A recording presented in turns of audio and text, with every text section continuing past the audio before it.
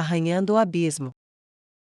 O afeto de Cesê sempre foi leve por natureza. Ela se expressava apenas em uma ou duas palavras e alguns gestos. Levou tempo para conhecê-la para reconhecer as sutilezas de seus sentimentos e a profundidade que poderia estar sob uma superfície aparentemente indiferente. Ela era um lago sempre plácido, calmo aos olhos de quem está na praia, mas nade abaixo da superfície e você descobriria que ela estava repleta de uma rica vida interior, um poço profundo de emoção reservado apenas para alguns. Preciosos poucos. Durante todo o tempo em que a conheceu, Neia mal conseguia pensar em uma ocasião em que houve afeição física entre elas, apesar de se considerarem melhores amigas.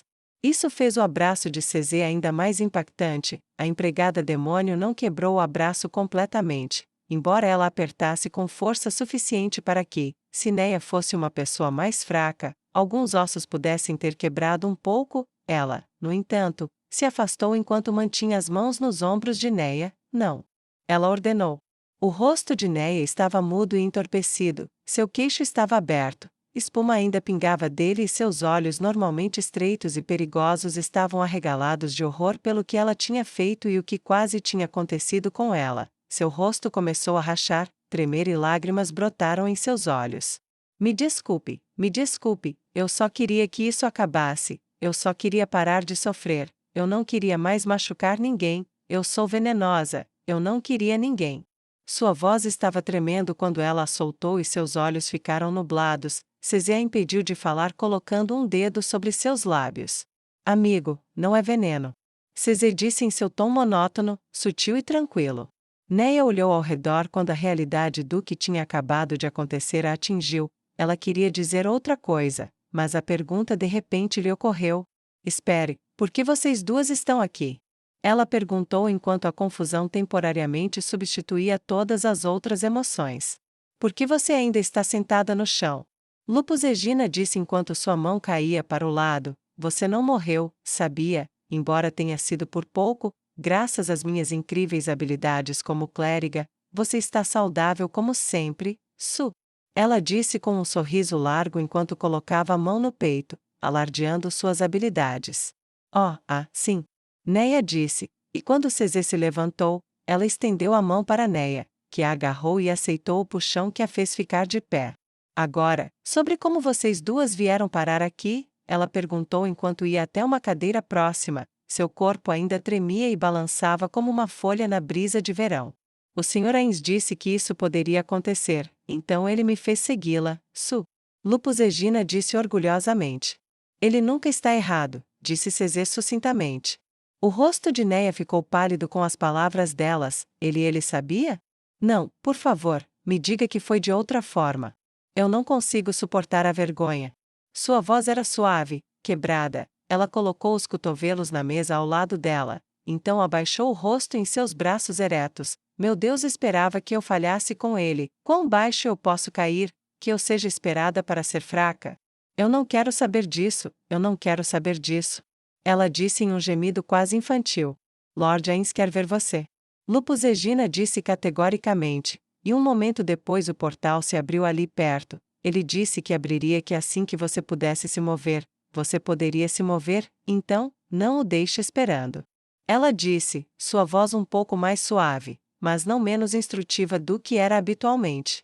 Neia se levantou e olhou para as duas empregadas demônios que salvaram sua vida. Obrigada, ela disse, limpando o rosto e a boca. É melhor eu ir enfrentar o que eu tiver que fazer lá. Eu estou uma bagunça, mas por favor, não conte para Ascana ou para os outros.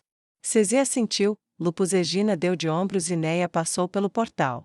Ela se viu em algum lugar bem inesperado. Ela pensou que se encontraria em Nazarick. Em vez disso, ela se viu não muito longe de Prate, seu maior, embora não o último, confronto. Ela não estava nos portões ou dentro da cidade. Em vez disso, ela estava a oeste dela, em frente a uma árvore muito familiar em uma colina baixa. Ela olhou ao redor em busca do rei feiticeiro, mas seus olhos permaneceram no túmulo de Iliana por um longo momento, e enquanto seu olhar permanecia, sua busca terminou. É aqui que ela foi enterrada, não é? O rei feiticeiro perguntou suavemente atrás dela. Você escolheu um lugar lindo para deixá-la descansar. Neia girou e caiu para a frente em sua direção. Ela não se ajoelhou. Ela se prostrou, do jeito que aqueles que eram mais profundamente gratos, ou os mais desesperadamente humildes, se colocavam diante de seus benfeitores ou superiores, uma postura de súplica absoluta. Ains não disse nada. O silêncio se estendeu, suas vestes negras balançando suavemente na brisa, o farfalhar das folhas e galhos da árvore de liana, esses eram os únicos sons para lutar contra o silêncio. Levou um momento para Neia perceber que ele tinha feito uma pergunta a ela. Sim, senhor, ela disse nervosamente. Ela manteve sua posição. Ele não tinha dito para ela se levantar, e a verdade era que ela não queria se levantar. Dessa postura ele não conseguia ver que os olhos que tinham trazido terror sobre os poderosos estavam fechados como uma represa segurando um mar de lágrimas que ela temia que a afogariam se ela se deixasse cair nelas. Ela tremia de sua posição, mas de outra forma não se moveu quando ele passou por ela. Ela podia ver que seus pés esqueléticos estavam descalços sob seu manto, incomum para ele, mas agora não era hora de perguntar. Ele se aproximou e tocou a lápide. Ela podia ouvir o clique dos ossos dele na pedra. Eram esses pequenos gestos que o tornavam tão querido para ela. Eles pareciam tão humanos, faziam dele uma exceção quase desde o começo na forma como ela via os mortos-vivos. Ela se perguntou o que ele estaria pensando. Levante-se, Neia. Ele disse. Ela estava acostumada a obedecê-lo depois de anos de serviço, era tão natural quanto respirar. Ela se levantou lentamente, mas não se virou. Olhe para mim. Ele disse, parando ao lado da lápide, apoiando a mão gentilmente sobre ela. Por favor.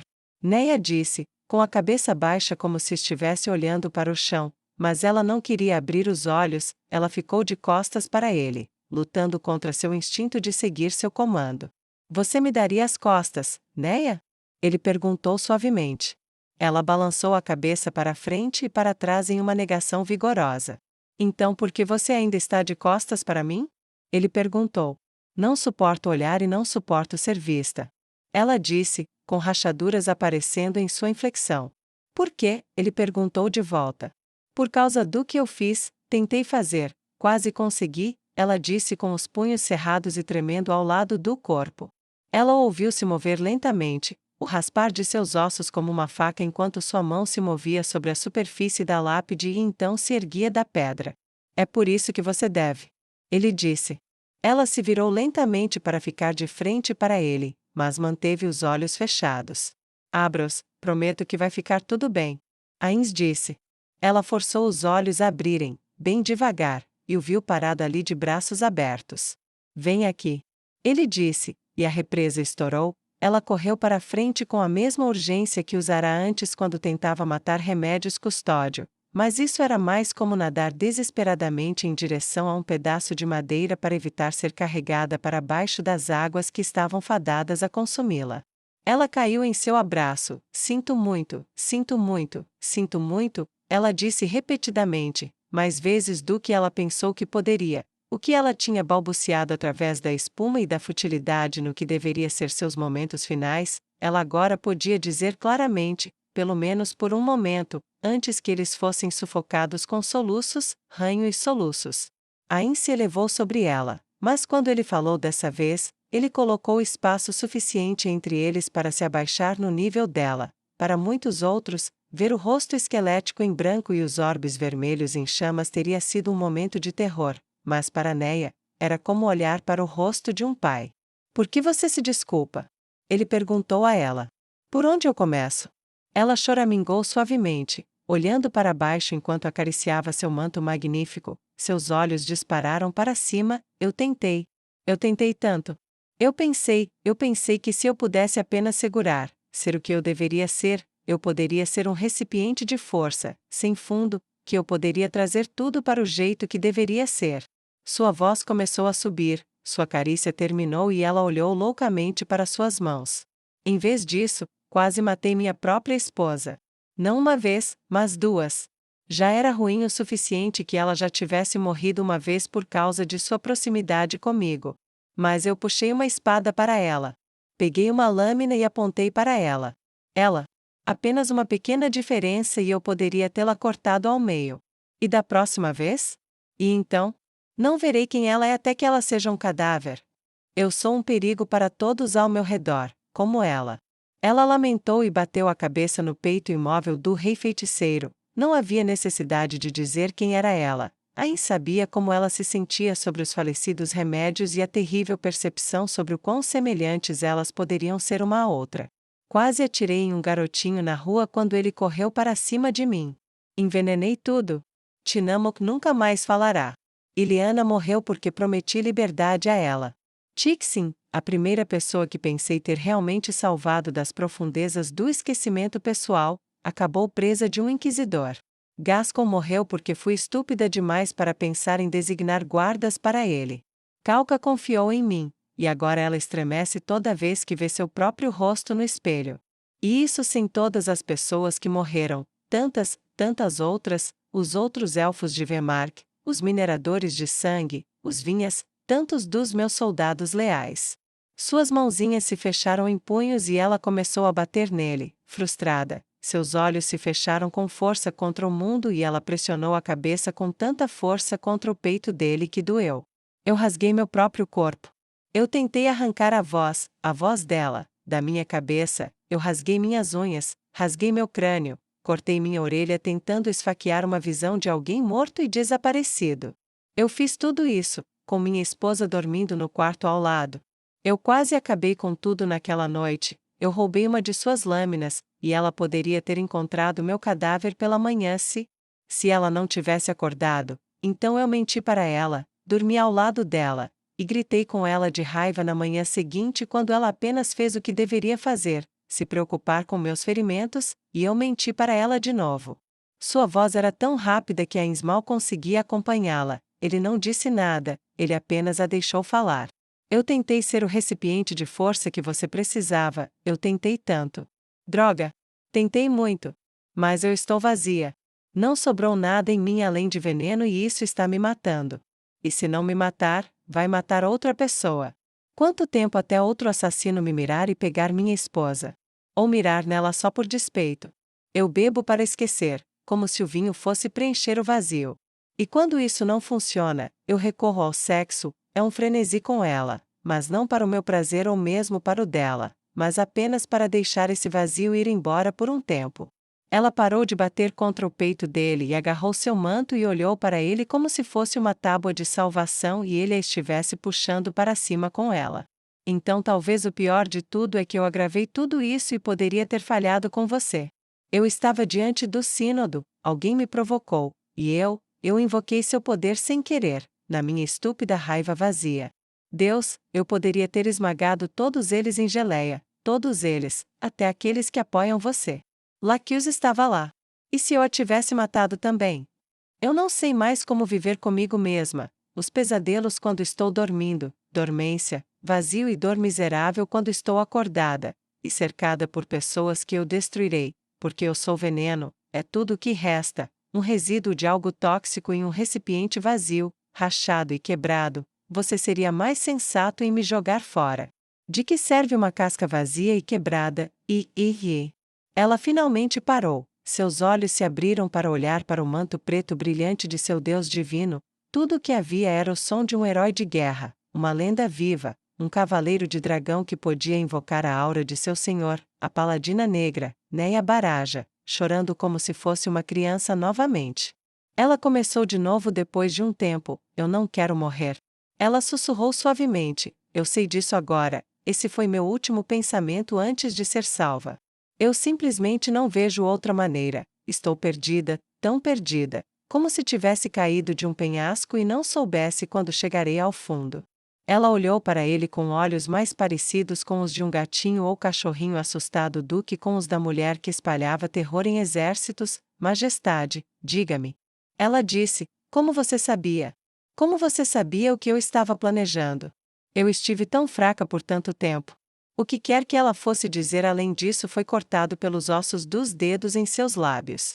Ele podia ver nos olhos dela o quanto a pergunta queimava, não havia escolha a não ser responder.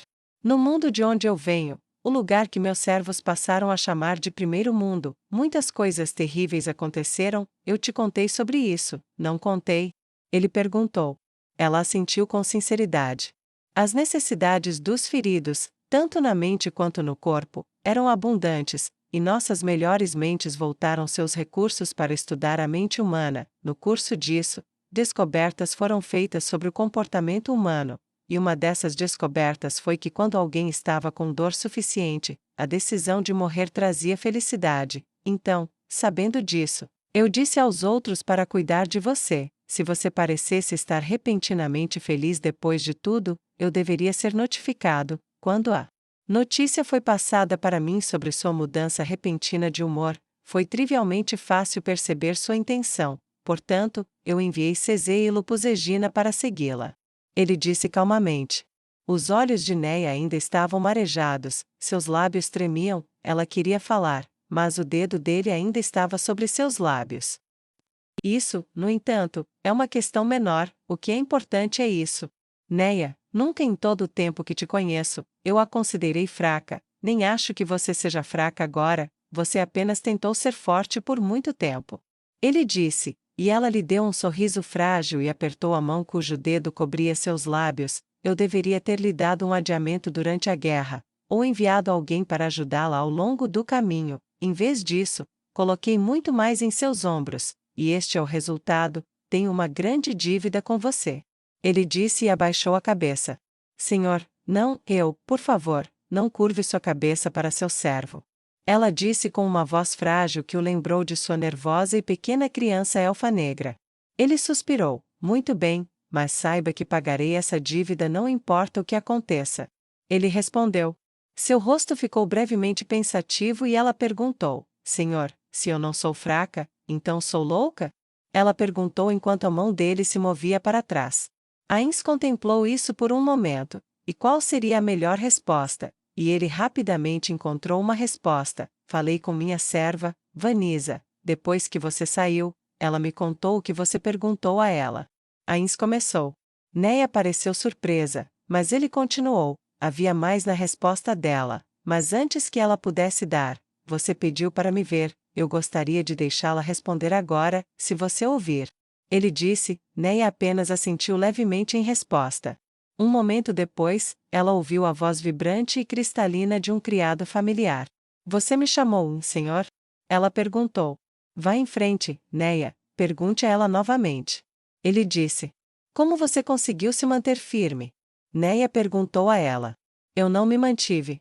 Ela respondeu enquanto se aproximava em pequenos passos com as mãos cruzadas na frente dela. Depois que fui capturada e torturada, eu sabia que não conseguiria. Ninguém sabia onde eu estava, ninguém sentiria minha falta na minha vizinhança.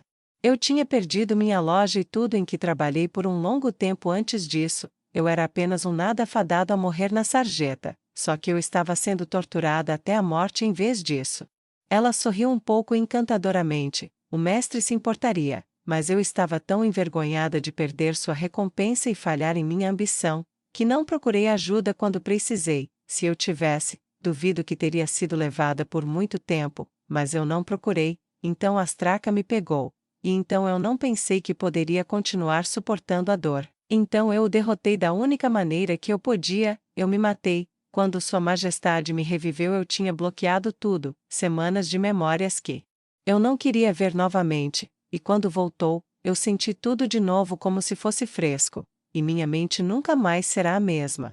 Vanisa balançou a cabeça e se ajoelhou ao lado de Neia. A verdade é que você se saiu melhor do que eu. Aos trancos e barrancos, eu estou tão bem, saudável quanto eu, porque tive cuidados constantes e ininterruptos fornecidos a mim por Nosso Senhor. Sou tratada como o que eles chamam de ambulatorial em um lugar que tenho certeza que você já ouviu falar, chamado Casa de Iliana. Isso significa que posso ir e vir, e quando vou lá, recebo todo o cuidado e apoio de que preciso, em Nazarick.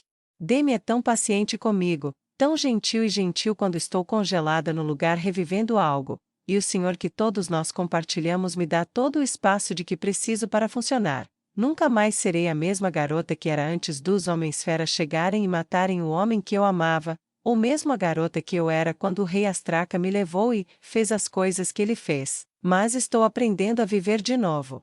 Ela estendeu a mão e apertou as mãos de Neia nas suas. Não acabou, não enquanto eu estiver viva, não enquanto houver pessoas dispostas a me ajudar, me amar, me apoiar, eu não tenho que fazer tudo sozinha, e a verdade é que ninguém realmente faz, não importa o que essas histórias estúpidas digam sobre heróis impossíveis, que fazem tudo e não sentem nada. Ela bufou em desprezo e cuspiu na grama. Até mesmo nosso Deus se apoia em nós, Ele nos chama para trabalhar por sua causa. Se Ele não vê fraqueza em ter a gente apoiando Ele, como nós que o servimos podemos nos chamar de fracos por querer o mesmo? Ela estava falando furtivamente, apressando suas palavras, mas Neia não perdeu uma única sílaba. Só porque tudo não pode ser exatamente como era, não significa que não haja um futuro. Obtenha a ajuda que precisa e dê o exemplo fazendo isso para todo o seu povo tanto quanto para você. Não é vergonhoso precisar de um exército para lutar uma guerra, ou um clérigo para curar uma cicatriz, ou mesmo uma equipe para construir uma casa. Você não será fraco por precisar de algumas pessoas que entendam. Para ajudá-lo a curar sua mente, aprendi a viver novamente, a lidar, e sim, alguns dias são mais difíceis do que outros, mas você não é veneno. Admito que não a conheço tão bem quanto Ceseu ou Laquius ou Tinamok, mas sou uma Irínia, uma fúria, e posso dizer com certeza que a culpa que você está segurando não é nem de longe tão grande quanto você pensa. Sei que se você fosse tão tóxica quanto pensa que é, eles teriam feito algo diferente de tentar ajudá-la. Deixe-os fazer por você o que você faria por eles. Deixe-se buscar a ajuda de que precisa. Ela disse com urgência, apertando as mãos entrelaçadas da pequena papa.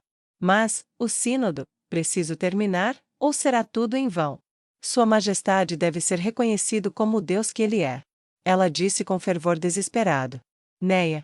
Ains perguntou seriamente. Eu já te contei alguma coisa sobre a fé do lugar que eles chamam de primeiro mundo? Não, senhor, verdade seja dita, nunca pensei em perguntar sobre isso. Ela respondeu.